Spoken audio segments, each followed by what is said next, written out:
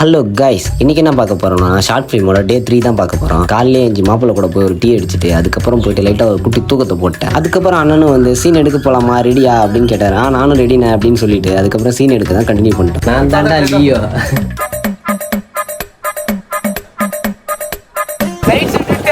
Hello guys, first நாள்ல cycle ஓவரா ஓட்ட வர்றேன். பையன் ரொம்ப டயர்ட் ஆயிட்டான் ஓட்டி. முடியலடா. எனக்கு போயிட்டீங்களா?